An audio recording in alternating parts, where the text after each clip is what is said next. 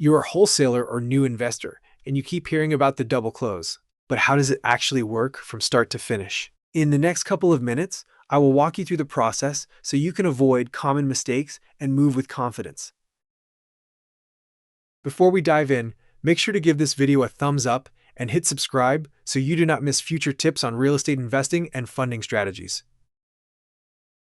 A double close is when you purchase a property from the seller and then immediately resell it to your end buyer, often on the same day. People also call this the A to B and B to C structure. Here is the high-level flow. You put the property under contract with the seller, you secure an end buyer who is ready to purchase from you. A transactional funding partner provides the short-term funds needed to close your purchase. Once the end buyer's funds are verified for your resale, the short-term funds are repaid and both sides of the transaction are completed.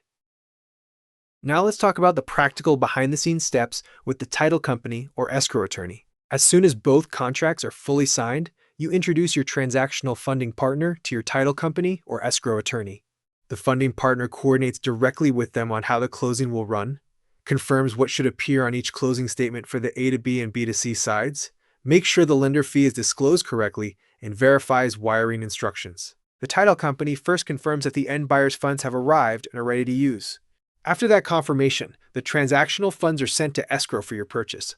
The title company then completes both closings and disperses funds according to the statements. When this coordination is handled by experienced professionals, you can focus on the deal while they manage the details.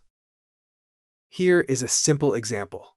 Imagine you buy for $100,000 and resell for $115,000. The transactional funds cover the $100,000 needed to complete your purchase. When your end buyer closes, those funds are repaid and your gross spread is $15,000 before fees. About those fees, transactional funding commonly costs between 1% and 3% of the funded amount paid at closing.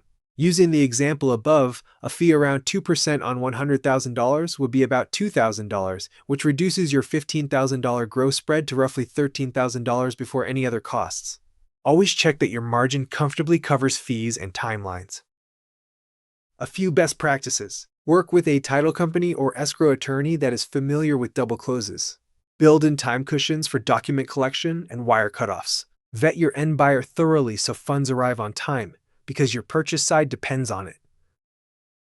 This video is for educational purposes only and should not be considered financial advice. To learn more about the double close process, download the free double close guide by clicking the link in the description below, and remember to subscribe for more short videos that break down real estate funding strategies.